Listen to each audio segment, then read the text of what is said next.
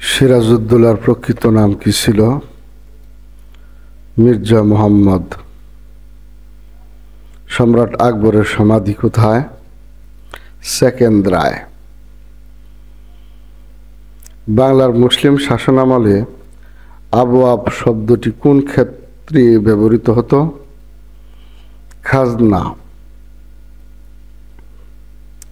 সোনা ও রূপার মুদ্রার পরিবর্তে প্রতীকী তামার মুদ্রা প্রচলন করেন মুহাম্মদ বিন তুঘলক।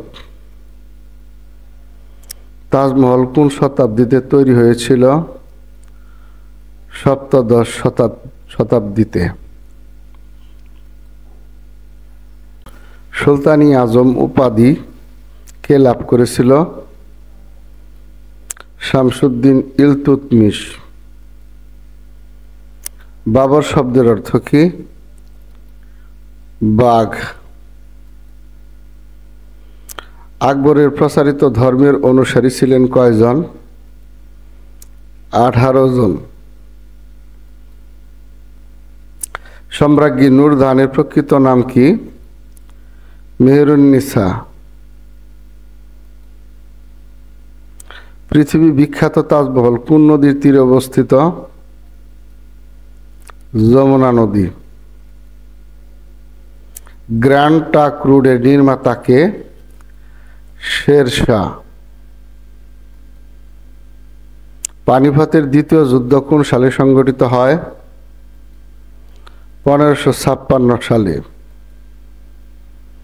পানিপথের দ্বিতীয় যুদ্ধ কার কার মধ্যে সংঘটিত হয়? আকবর ও হিমু।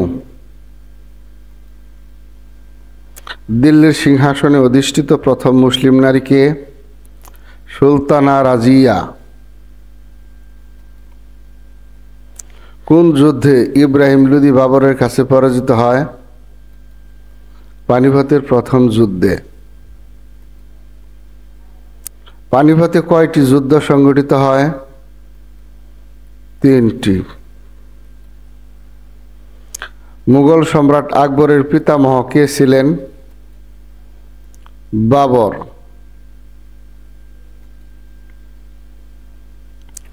যে বিদেশি রাজা ভারতের কোহিনূর মণি ও ময়ূর সিংহাসন লুট করেন? নাদির শাহ।